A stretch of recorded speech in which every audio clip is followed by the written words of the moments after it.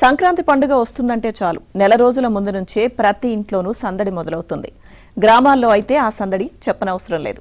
ప్రతి ఇంటి ముందు అందమైన రంగవల్లులు వేయడం, ముచ్చటైన గొబ్బెమ్మలను పెట్టడం అనాదిగా ఒక ఆచారంలా వస్తుంది. అటువంటి ఆచారం క్రమంగా కనుమరుగవుతుంది. చూద్దామన్నా రంగురంగుల రంగవల్లులు కానీ గొబ్బెమ్మలు కానీ కనిపించని పరిస్థితి ఏర్పడింది.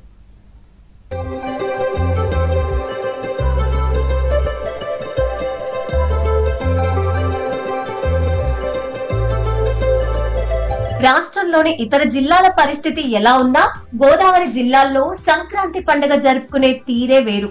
సంక్రాంతికి నెల రోజుల ముందు నుంచే అంటే ధనుర్మాసం ప్రారంభం నుంచే పండుగ హడావుడి మొదలవుతుంది. పట్టణాలలోని సంగతి ఎలా ఉన్నా గ్రామాలు పల్లెల్లో అయితే ఆ సందడి అంగరంగ వైభవంగా ఉంటుంది. ఇళ్ల ముందు ప్రత్యేకంగా ముగ్గులు వేయడం, వాటి మధ్యలో గొబ్బెమ్మలు పెట్టి వాటికి పూజలు చేయడం లాంటి సంప్రదాయం గ్రామాల్లో ఎక్కువగా కనిపిస్తుంది. తరతరాలుగా వస్తున్న ఈ ఆచారం పల్లె సీమల్లో పండుగ స్ఫూర్తిని ప్రతిబింబిస్తుంది. సాధారణంగా ఇంటి ముందు ముగ్గులు వేయడం, గొబ్బెమ్మలు పెట్టడాన్ని చాలా మంది ఒక ఆచారంగానే చూస్తారు. దాని వెనుక సైంటిఫిక్ రీజన్ కూడా ఉందని పెద్దలు అంటారు. శీతాకాలం మధ్యస్థానానికి వచ్చినప్పుడు వాతావరణంలో విపరీతమైన మార్పులు సంభవిస్తాయి.